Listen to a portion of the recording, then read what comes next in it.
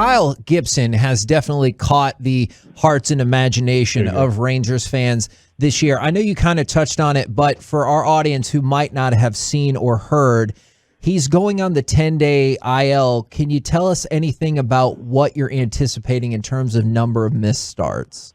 Yeah, really only one missed start. So it was one of those things where, his groin was pretty sore. It wasn't terrible to where he, if it was a playoff game, he'd probably pitch. But it makes no sense to obviously pitch him with that and, potentially hurt it more and have to miss, a month or so.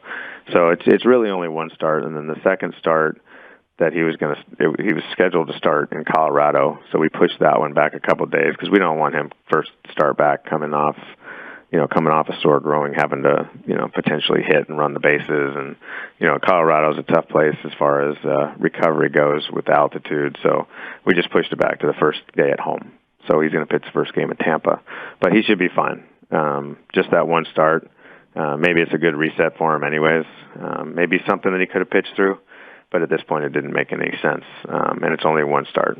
That sounds positive. I like to hear that. Absolutely. Mike was talking about this a little bit the other day about like the things that he watches, because obviously, when he's there for the pre and post game show, he's paying attention. But he was a major leaguer, so he's watching other things on the field that maybe the casual fan doesn't notice. But he was talking about Willie Calhoun's defense. Can you kind of talk about how he's progressed since you got your hands on him?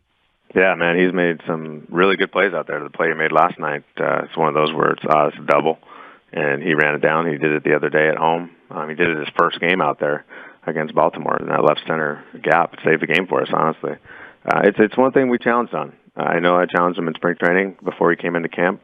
It's like, listen, man, obviously we knew we had Chris Davis and, we had Dahl, and just the perception was that he was going to be this, a DH, a young DH. And, I said, hey, man, if you want to get rid of that stigma, like, you're going to have to work. You're going to have to put your work in. You're going to have to put your work in on defense. I said, that's what we do as a team. I said, you watch Joey Gallo. He's a Gold Glover. He's out there power shagging every single day. Every day he's cutting balls off in the gap. He's working on balls down the line, working on balls by the wall. He's out there, playing it like a game. I said, that's what it takes. That's what it takes for you to improve. And, he's done that. You watch him every day. He's out there. He's throwing the bases, almost on a daily basis. He's cutting balls off in the gap, working on a spin move back to second, throwing balls to third, and he's power shagging.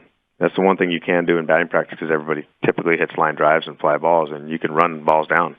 So basically the whole pitching staff clears out of the left field area and wherever that, center field, right field for our guys, and they just let them, take balls live off the bat, and he's done a good job of that, and it's shown up in the game. And Woody, this is now another player that, because I go back to IKF all the time, a guy that was maybe not noticed early, but put in all this work that you asked him to put in, and you were basically saying, trust me, if you put the work in, it's going to work. I know being a manager, you have to earn the trust of your players, but I guess the other part of it is knowing when to reward them, right?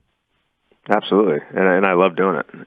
Adolis Garcia is a perfect example of that, and I love getting asked about him because, I got to witness this guy, basically get zero opportunity the last couple of years, and that's probably my fault, and I don't think he was ready. I think he needed to learn some things and work through some things, but, if the younger guys coming up and they come into big league camp and they see Willie Calhoun, they see Kiner, they see Adolis, they see these guys, Jason Martin comes to mind in camp who really turned a lot of heads.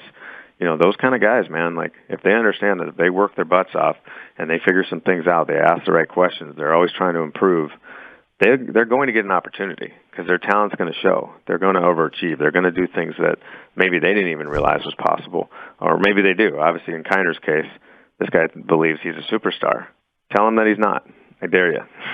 Tell him that he's not. And that's a beautiful thing. It's a beautiful thing when that becomes the majority of the clubhouse, and you get that fighting mentality every day. They're out to prove people wrong, and when you got an entire team that does that, now you got something pretty powerful. Now, along the lines of Garcia, we were kicking this around a couple of segments ago, the idea of him and Vlad perhaps for player of the month. I get that the focus is on the team, but how much do you think the team takes notice of the potential for Garcia to win like player of the month? How important would that be for y'all?